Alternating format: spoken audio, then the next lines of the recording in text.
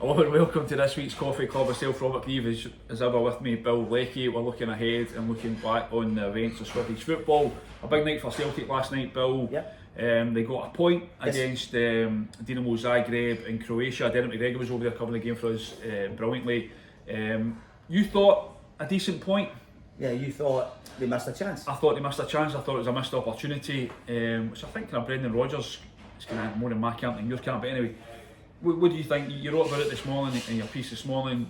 It maybe shows you think how far Celtic have come. But if you put it in perspective, this time last year in the Champions League, Celtic 3 defeats, no goals, 10 against, no points away from home.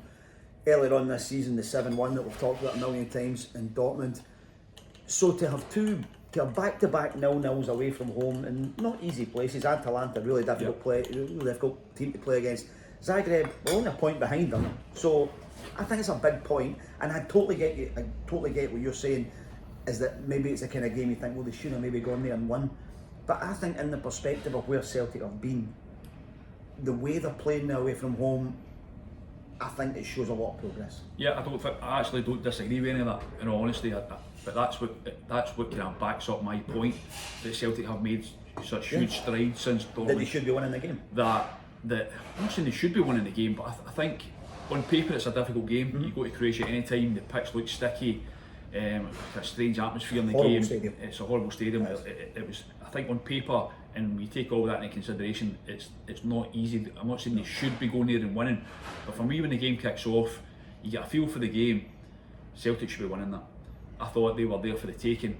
I thought they were weakened from what they normally are, and as I say, once the game starts, I thought before the game even that Celtic would win the game. Yeah. I felt that they should be going to win, but certainly when the game started, there was a real chance, a real opportunity to go there and get that away, but get that monkey off their back. It's been 7 years since Celtic have won an away game in Europe, in the Champions League, and that's not always been their name, because they've played some really tough teams along the way, and it's a big ask to go the Champions League and win away from home, but that was their chance to do it. They certainly weren't on it in the final third before. They didn't really play an awful lot. I thought defensively they were very good. I thought middle of the park, Callum McGregor was his usual self. I thought Reo Hatate got a free roll and didn't really get on it. I thought he was really poor. His distribution was poor. He was caught in possession quite a lot. And I think what I've noticed, I was there on Saturday at Parkhead when they beat Hibs 3-0, but it was the weirdest 3-0 ever. As Brendan talks about his 2 number 8s, you know, and Saturday it was Engels and McCowan, and then he was back to Paul Bernardo and Hatate last night. And in both games, those guys have looked a little bit leggy, you know, and just not quite at it. And I'm wondering, because you were there last week, we talked about it last week, at Pittodrie, a really horrendous night for weather. How much do you think that game has taken out of Celtic? I'm not sure I'll go down that road, to be I'm not asking what you think. I don't think so. I just don't think so. I just thought Celtic have got enough players to rotate, to change it. I think for me, Arnie Engels has got off the boil. Yes. I was so impressed with him when he first came to Celtic. I thought this was going to be the guy that was going to be the next level sale. I thought he was going to be someone who Celtic would make mega money on. Now that may well still happen. I think he's only young. He needs time to adapt. I think we often speak about that. But I thought the way he hit the ground running when he first came to Celtic showed me that he wouldn't need time to adapt. That he wouldn't need time to settle. And he's going really off the boil last night. When he came on, I thought he looked poor again. Brendan Rodgers spoke about him, not at length on Saturday after the Hibs game, but he talked about how he's not going to judge him until this time next year, because he talked about this thing about how in his previous club it was all about making those runs into the box and dynamic runs, whereas the way Celtic play, he's been expected to take the ball in tight spaces, and he's not quite up to that yet. So he's saying he needs time to work on the technical side of what Celtic are asking, which is fine. I also think that for any of us at 2021 to be changing countries a couple of times, you know, at the end of our teens, I'm not surprised that at some point you maybe get a bit off the ball and a bit tired looking. He's only human.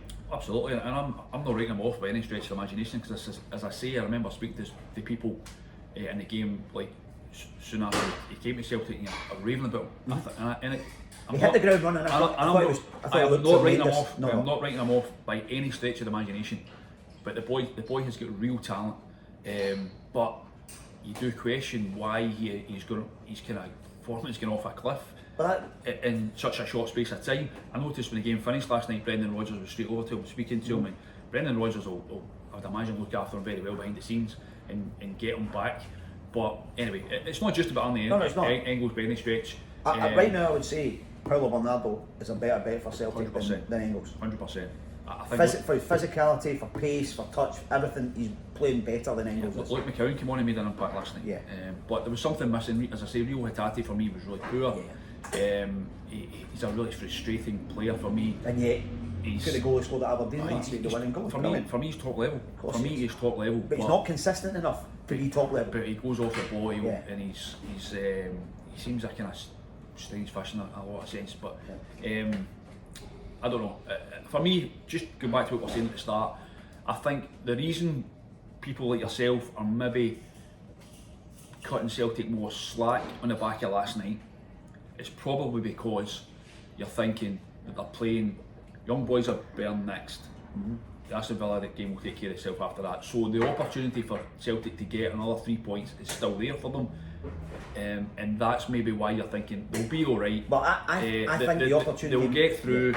But for me, in isolation, that game is a huge missed opportunity. Possibly, I think the huge missed opportunity would be in front of their own fans if they don't put Bern away. Yeah, but that's what I'm saying. By not winning last night, and I'm not saying they didn't try and win last night. It's not as if they'd settled for the point. They didn't.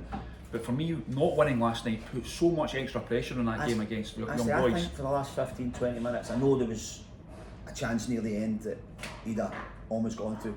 I actually think the last 15-20 minutes Celtic did settle quite happily. I think in the last 15-20 minutes they probably looked at it and said, let's not do anything silly. You know, they gave up one chance that Schmeichel's had a great save. In fairness, Bill, we often say, and I think it's true, you get to a stage in a game, I think, where you realise, or you think, if you're not going to win this game, we're not going to lose it. Don't lose it. But Celtic didn't do that before. No, I know, but I think, in fairness, that's where I would give them credit. Yeah, that absolutely. at the very least, they didn't lose the game. Schmeichel made a couple of good saves, and defensively, I thought they were solid. So I give them. I'm not slaughtering them. I'm not hammering them for the draw. As you say, it's true that it does show how far they've come. But even if you look back to the Dortmund game, right? Go behind, get the equaliser. They don't do 10-15 minutes of foot in the ball. It's a freak night as well. Yeah, but it stemmed from the fact that when they got back in the game, they didn't have that savvy to get compact for 10 minutes, put their foot in the ball. Whereas now in Bergamo and then last night, even against Bruges when they were up against it, they were able to sort of to think. You know. Let me put it this way, right? Celtic will not play a poorer team in the Champions League than they did last night in a long time. They will. Young boys when they play Bern. Away from home. Away from home, I think. I know young boys are a poor team. Dinamo Zagreb by Champions League standards. Dinamo Zagreb have done well since they had their Dortmund night. They lost 9 in Munich against Bayern. Yeah. And since then they've picked up really well. To get 8 points since then, they've done really well. I don't think they're a poor team. I think they were a bit understrength. That's what I mean. But I'm not saying generally, but last night it's also one of these dreadful places to go where it can be a real leveller. It wasn't. You were watching the game. Yeah. It was there for them. It was there for them with a bit. And I think Brendan Rodgers agrees with me, by the way. I would say that if they've missed a lot of chances. Reading what he said after the game and watching the clips, I think he would agree with that. I would say that. And I don't think there's anything wrong with saying that there had to be better quality. Well, there did have to be better from quality. middle to front to go and win that game and really grab those 3 points. I'm just a believer in looking at perspective, and from where they've been, I don't think 2 away draws in a row is a bad thing at all. I don't disagree with it. I don't disagree with it. But in isolation, and they do want to win every game now. You know, and it's good that that's the way Celtic feels, that they should be winning games.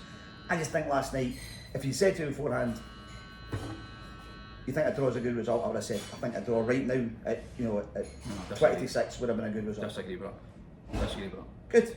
Disagree with that. Yeah, as usual, you're wrong. Oh well, there you go. Anyway, that's Celtic. Thanks, we'll come League Cup final in a wee minute or two. But Rangers tomorrow night, we've got what a game that's going to be. Spurs. I cannot wait for this. Spurs coming to Ibrox, just along the road from where we are just now. Ange Postecoglou, Tottenham, the whole thing. Season, isn't it? It's oh no, it isn't. Oh yes, it is. I'm looking forward to it. What do you think? It's That's great. It's just that this is a game that could be. It could be 4-0 Tottenham. It could be 5 each. It could be. It's going to be a hugely open game of football, I think. Hopefully. I don't see it not being. Ange isn't going to come and park the bus, is he? He's going to get the full Panto villain treatment. If Rangers go a couple of goals down the way they did against Lyon, Philippe Clement's going to get the Panto villain treatment. It's got the makings of. You might get it as well. Yes, there's a Y in the day. So no, but you're right. It's got the makings of being a proper European night. It's a belter, even though it's English opposition. But it's there's something special about. I think there's always something special about these kind of what they call a battle of Britain. Do you remember? Tell me, 1992. Amazing. I was at school, I think, at that point. Yeah, I was at school at that point. What was that like to cover? What was your memories of that? The game was behind closed doors, the first one, wasn't it? Is that right? No. Yeah. No. Or not? No Leeds fans? No. The game at Ibrox was astonishing. What happened again? They scored it. McAllister scored after about 10 seconds. Whatever it was. And then the play, you had one of those silences that lasted for about 10 seconds, and the place went, and it never stopped. And after that, I didn't mean closed doors. I mean, there was no away fans. No away fans. Yeah. And the atmosphere that night was just absolute fever pitch. That night was one of the most special. The night Celtic beat Manchester United at Parkhead with the Nakamura free kick right at the end was thunderous. And this will be something similar, I think. And I think partly because behind the scenes there's so much unrest with Rangers. They really need. People are going to turn up for this game. It's Postecoglou, it's Europe. Let's not forget Rangers in the same position as Celtic. That another good result, and they'll be in their playoffs. It's just got the makings of everything. But the fact that Rangers are in bother. Rangers have turned the corner a little bit. A little bit. I don't think they're in bother. By beating a couple of teams that they should have beaten. Yeah, exactly. Let's not get away from it. That's absolutely true. But these next there few has days, been signs of improvement. Yes, but these next few days for Rangers are absolutely pivotal. They could perform really well against Spurs and get something creditable, which takes them into Sunday in a Gordon Strachan sense, feeling good about themselves. Good frame of mind. In a good frame of mind, radiators instead of trainers, etc. Or if it was to go the way the Lyon game did at Ibrox, and they go in feeling bad about themselves into the cup final. So there's a huge kind of sliding doors thing here with Rangers. Yeah. What do you think? I mean, if you talk about levels, Tottenham should come to Glasgow and they should turn Rangers over. Yes, and if the Tottenham of the Etihad game when they won 4-0 the other week turn up, it could be really painful for Rangers. If the Tottenham of the second half against Brighton when they went 2-0 up to 4-2 down, and Chelsea when they went 2-0 up to eventually losing 4-3, if that Tottenham turns up, then you've got to say Rangers give themselves an opportunity to go and do something. I think pace-wise, I think physicality-wise, Spurs are miles ahead of Rangers. Midfield, much stronger, much quicker. What I think will be interesting to see will be what Spurs turn up, and I mean in terms of what team he puts out, because I think they play Southampton at the weekend, and I think arguably they might be looking more at that game than anything else. But it'll be interesting to see how strong he goes. But sorry, I'm going to say to you that. What did you make of Philippe Clement at the weekend? And we're often talking about things he says. At the weekend after they beat Ross County soundly, they beat them. They played really well and won the game. He was then talking about levels. He was then talking about the finance between Rangers and even Celtic and Rangers and Spurs, and how they can't compete with that, but we'll go and we'll try. For me, that doesn't hold water when Rangers have just beaten Ross County. Because Ross County could say the same thing, and St Mirren and Motherwell and Kilmarnock could all say the same thing before every single game. I don't like to hear that from a manager. It's true though. It's absolutely It's true. absolutely true. Absolutely But true. people don't like to hear the truth. That's one of the things. It's not even that, Bill. It's like when the game starts, whether it's Tottenham or Celtic, it doesn't matter. Yeah, those are two separate things. We talked last week about Clement talking about Celtic as a yardstick for Rangers and how he's right that people don't want to hear it. Right? He maybe shouldn't be saying it to the Rangers supporters. And in the same way, Rangers fans are all having the same discussion in pubs and clubs and wherever else, saying, "Oh, we're in such a mess financially." So when he says it, he's telling the truth, but they don't want to hear it. Yeah, but it's also the timing of it. Well, why would you say that in the build-up to a week when you're about to play these teams? Well, why would you put that seed of doubt, I think, in your players' head, the fans, anyone's head, to say, well, do you think that puts a seed of doubt? We're not at that level. Sorry? Because he said we're not at that level financially. He didn't say we're not at that level as players. Yeah, but why say it? Everyone knows it. I don't know. I am constantly surprised by the things Philippe Clement says that come out of him, that he almost seems to say off the cuff. And as journalists, we're delighted he says them because he's great copy. He's not the dullest man in the world. Fair but yeah, if I was a Rangers fan, I wouldn't want to be hearing that necessarily. But it's not, it's not factually incorrect. But also, if it depends on how you hear it on the ear, right? You might hear it as, oh well, what chance have we got because we're not getting any money? Or it could be, you could hear it as, they might have more money than us, but we can go out and. So it depends how you hear it. Oh, I heard it the first week. Well, there you go. For me, it was an excuse already. Yeah. Before, it's like, yeah. And I've heard, and other people have said to me, it sounded like an excuse as well. Get your I wasn't retaliation sure. first, it's like, here's the reasons why it's not going to happen. It's like, well, but that's then not the attitude. I want every Rangers to go tomorrow night, take Spurs on and have a go at them. And if they end up losing, they end up losing. But this kind of attitude at the back of their minds where we're not at that level. But come on, Spurs are. If you play any team, top-ish team in England right now, you'd play Spurs. That's Philippe Clement for you. But every time Celtic and Rangers go out of Europe, they use the reason that we don't have the finances that the other European teams have. They always say the same thing. Yeah. So it's not as if it's a new concept to say that Scottish teams don't have as much money as English teams. No, it's But you're right. I get the whole thing, and I think constantly these days he is saying things that are rubbing Rangers fans up the wrong way, and it's not helping them. Yeah, but I just think, as I said, we're talking about how the other place sport a bother, arguably, but I know it's only Ross County, right? With all due respect to but they were more convincing. But they were more convincing. They played well. It was clinical. They scored some good goals. Yeah. They were clinical. They're professional. They got the job done, which is accusations against them that we've all kind of made that they haven't done. So you have to say, well, fair play. They've gone and won that game professionally. But then to talk about that, build it up, kind of let's see what Rangers have got. If they have turned the corner, let's see it, But as we touched on, a huge few days for them because, as you say, depending on what happens tomorrow night, they then go to Hampden. And how do you see that one? Because we've been talking all season, I've certainly been saying all season that for me, Celtic are on a different level, not just from Rangers, but from any other team in Scotland right now on their day. We were both at Celtic Park the weekend there. They played Hibs, and Hibs for a large spell in that game for me were the better team. Now, which just sounds bizarre when it finishes 3-0, but Kasper Schmeichel was their man of the match. Yeah, that game on Saturday was bizarre. Hibs were really brave on the ball. Hibs got in about the Celtic press and nicked the ball off them and played passes and got long balls in behind and Kucherevich is had two great one-on-ones which he did not look like scoring all day long, right? He just never looked like the confidence told him. We saw when Aberdeen came back to 2 each at Parkhead back in October, the second half, they played with that kind of press and bravery. Now, when was the last time, now this is the big thing about Rangers, do Rangers have the energy and the bravery to do that to Celtic? If Celtic turn up playing 6 out of 10 football the way they did against Hibs at the weekend, do Rangers have the bravery to go and do that to them? I think if you have any success against Celtic, that's how you have to play. Yes, but do they have it? Because I haven't seen. Hibs had 9 shots on target, I think, against Celtic at the weekend.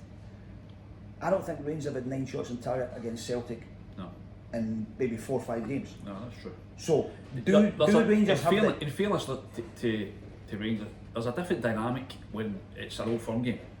to Celtic's mentality, to their how they're kind of going about it. So I thought there was almost I hate to use the word complacency about Celtic against Hibs, but there was maybe a little bit of that where they thought there was a few changes and they maybe just thought it was going to be a little easier. Yeah. And I thought the way Hibs played was fantastic. I thought they were brave. Yeah, they were very brave. They invited them on. Yeah. They played out of trouble. They almost scored what would have been the goal of the Oh, season. Joe Newell. They worked. Celtic pressed at 3 different points. Yeah. To go, Brendan Rodgers down the touchline, whistling that whistle he does, and they all scarpered after him.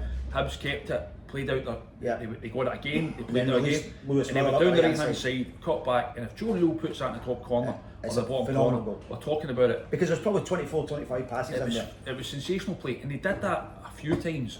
They get in behind Celtic several times. I actually thought Alistair Johnson had a really good game, but he played them on 2 or 3 times. Through, you say Kukurevich went through. He's not good enough, by the way. He will not be. He doesn't do for Hibs. No. But I was really impressed with him. But I tell you what, I fear for David Gray. I thought in the last few weeks he's come through the worst of it. Yeah. And I thought he turned a corner.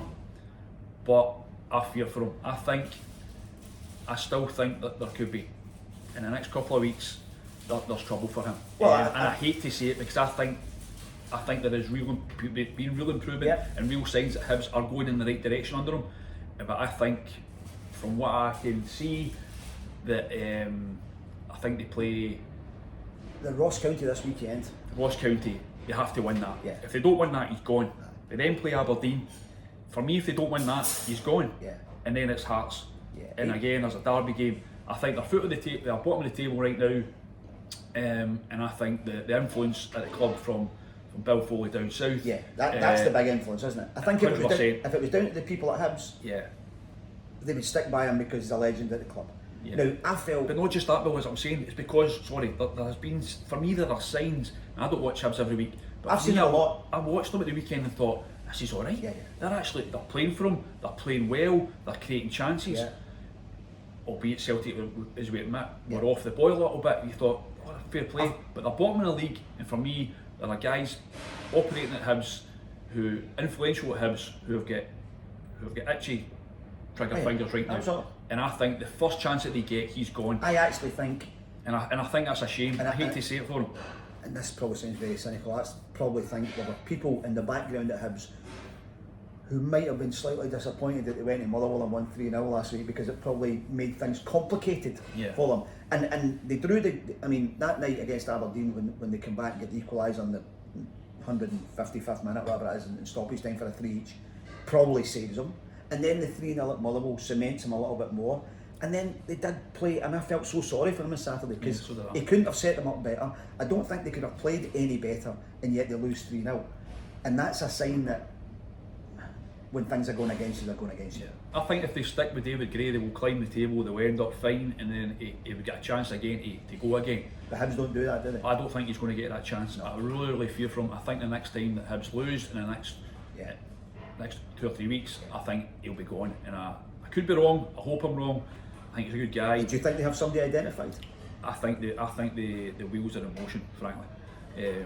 I hate to say it. Well, the fact that the Bournemouth guys have already put in their own recruitment man now into they've moved the guy from Vitality up to Easter Road as head of recruitment. Tells you a lot. Listen, in fairness, any club, not just Hibs, if their manager's under pressure, they're not doing their job, if they're not looking discreetly at what's out there. But I just get the impression that there's no way back for David Gray. I hate to say it, unless he wins the next 2, 3, 4 games, which he could do. We're talking about how well they're playing. We're talking about how well they're playing. They could go and they should beat Ross County, you'd imagine, at home. Maybe takes the pressure off a little bit. It's then Aberdeen. Again, Aberdeen have gone off the boil a little bit. They could beat them, and then it's a derby game. And Hearts are blowing hot and cold, more cold than hot. So they could win all 3 games. I almost think he has to.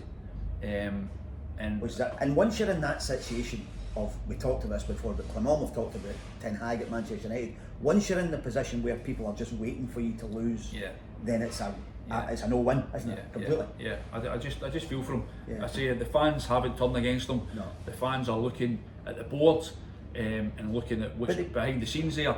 But in a sense that makes it harder for David Gray because they're looking to ease the pressure. Yeah. And when the next time I think they lose, the way they ease the pressure is by pulling the trigger and bringing in someone, a foreign manager from somewhere, who I think that's the next road that Hibs will go down. There are decisions managers make, and one of the ones I thought was really strange on Saturday, I've watched the boy Kukarevich play. He's a real willing worker.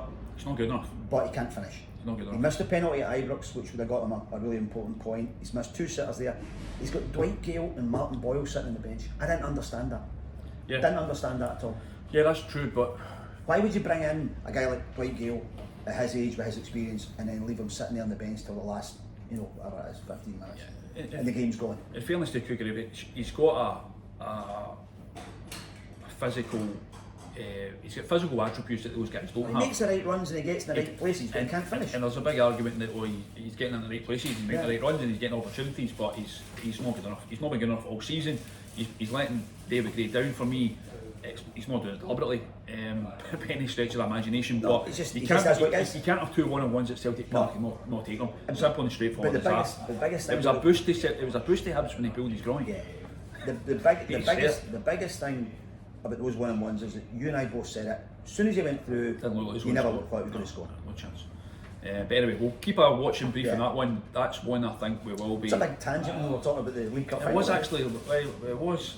It's just I had it in my head. Shall we go back to the League Cup final? I had it in my head. I want to speak about it because I think that's something. That's going to develop in the next week or so. The League Cup final. I think it's. I'm looking forward to it. Me too. I like the having it before Christmas, December Cup final. That March thing, albeit we both enjoyed a Sunday in March a few years ago. Yes, we did. I like the whole. You think growing up, I like it was always around October, wasn't it? The League Cup used to be like a microwave competition. It was all compacted in, and it would be finished by the last weekend in October, which I really liked. I think playing at December time is okay before it's alright. I like it. It's not bad. I used to hate when the semi-finals were at the end of January. It was always the wettest, most horrible weekend for games that are meant to be good games. So yeah, I think the League Cup should be played before Christmas, and this is fine. This is fine, and it's such a big game. Rangers Celtic Rangers, they're always massive games. This feels like a really big one. Yeah. In terms of where the two clubs go next. I'm going to put you on the spot. Prediction. I think Celtic win. Yeah. I think how Celtic win depends on how Rangers approach the game. If Rangers come into the game the way they have successive games at Celtic Park, where they come out the traps and they start hitting long balls and diagonals and chasing it, and then as soon as Celtic start picking them off, they don't know what to do, it could be another 3-goal margin, whatever. But it depends how, if Rangers, it's a bit like Celtic in Europe away from home. If Rangers want to learn from those defeats and they want to change their attitude and they want to play the way Hibs played, for instance at Celtic Park on Saturday, Rangers give themselves an opportunity. But if Celtic turn up and play 8 out of 10 and Rangers turn up and play their 8 out of 10, Celtic win. Yeah, I would go along with that. Good, we agree on something for once. I would go along with that. That'd happen eventually. That's what it is, I think, for this week. We've got the case. What I was going to say, have you bought your... Don't point at me. I'm pointing at you because people in the West End of Edinburgh are going to be raging at you. I already dropped in, we're going to talk about Hearts. I told you one day speaking about Hearts before we spoke about the League Cup final. And you didn't want to do that. You wanted to go into David Gray. Sorry, I know a Hearts supporter as well. This is so well scripted, this show, isn't it? Who watches this, there's a show. Who watches this religiously and he'll be appalled that we've forgotten about Hearts. No, you forgot about Hearts. Yeah, I did. They're playing Copenhagen tonight. Yeah. Good team. Good team. And also, when you think about last night in the Maximir in Zagreb, which is one of the worst stadiums in the universe, the parking stadium in Copenhagen, Derek McInnes talked about it the other day, the atmosphere in there, the whole thing is just brilliant. It's a great place for football. The fans turn up yonks before the game to set up tifos and they sing at each other. It's a great place and it's going to be a great atmosphere. And if Hearts can deal with that and get themselves a result, they're another Scottish team who could be moving on into the next round. Yeah, that's enough about Hearts. Sorry, but we've run out of time. Longshank back scoring. That's a By the way, big fair thing. play to him. Big thing. We've spoken about him long enough, and I was really pleased for him to get a couple of goals. Good couple of penalty box finishes. Fair play to him. The kind of thing Hopefully hopefully he's back and he gets gets his mojo back. But yeah, that's us for this week. I was going to say to you, if you bought your Christmas jumper. Oh yes, I have. We're going to have Christmas jumpers, I think, for next week. We're going to be joined by Roger Hannah. Who's under a lot of pressure because I have seen his Christmas jumper and he's seen my Christmas jumper. No, I cannot wear that Christmas jumper. I cannot wear that Christmas jumper.